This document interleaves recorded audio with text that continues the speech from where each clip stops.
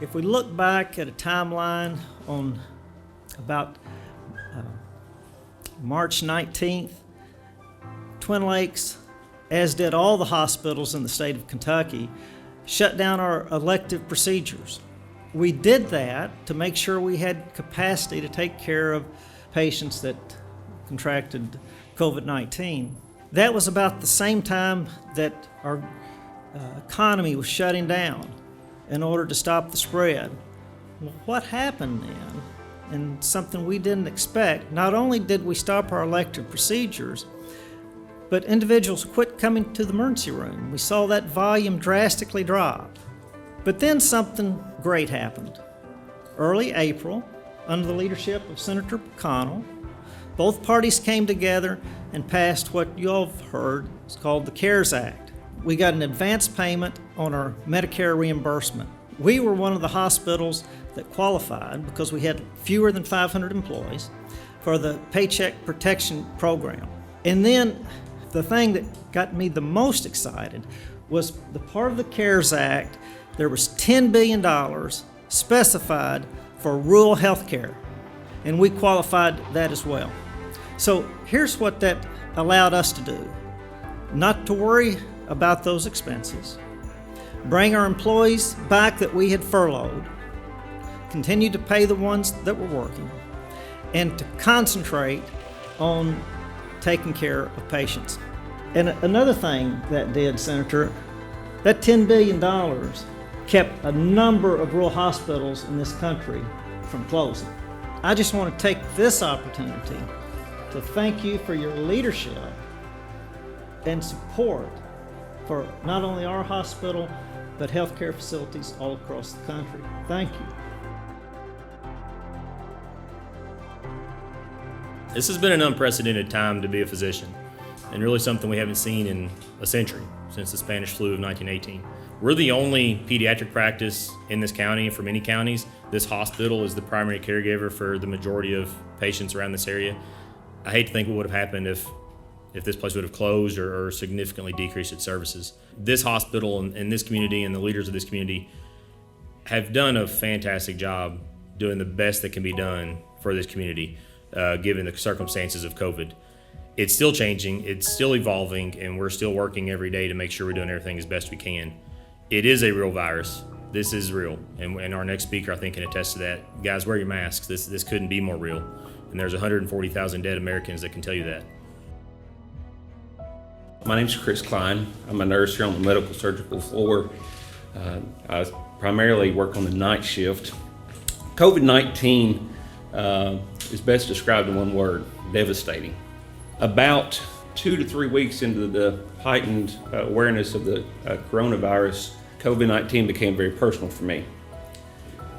I contracted the virus, and it drained my health and energy and well-being for 14 days. And I was hospitalized for a brief period of time during that. But I'm very thankful to know that we have folks in key leadership positions, such as Senator McConnell, providing the hard work and an avenue for us to get relief financially, and to know that folks truly care for these frontline workers and those that are ill. Congratulations on making it through all of that. And that's a good place to start. I'm here basically today to thank these heroes that work in this hospital. As others have indicated, this was a brand new disease. We didn't know what to do, any of us. We were trying to follow the best advice we could get, and that occasionally changed as well, because we were dealing with something brand new. So thank you for all you've done here at this hospital to take care of people in this area. Well, the CARES Act, which started in my office, every bill has to start somewhere, began the mission to basically attack the healthcare pandemic and to prop up the economy for an indeterminate period of time in the hopes of supporting people that we knew were going to begin to lose out dramatically. That bill ended up amounting to over $2 trillion, and there were some companion bills which also passed during that period, bringing the total up to about $3 trillion. Coronavirus is obviously not over. Not over. I know there's an argument going on here in the state over whether the governor can or cannot make you wear a mask. I'm not in that fight, but I'm here to tell you, put it on. The single best way all of us can be responsible for ourselves and sensitive to the health of others is to wear a mask and to practice social distancing. The coronavirus is not involved in American politics at all. And so I want to encourage everybody, regardless of who has the authority to require it or not require it, do it. It's the right thing to do.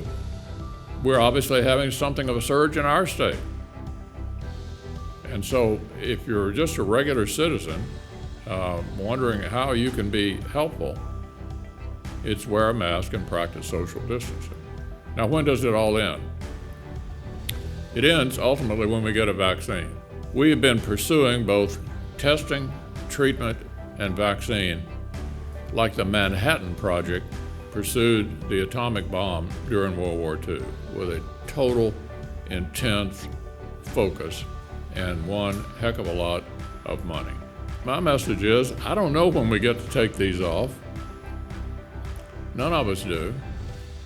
But if we all want to participate in preventing the spread and trying to help us and our neighbors and our friends and our families get through this crisis, wear a mask.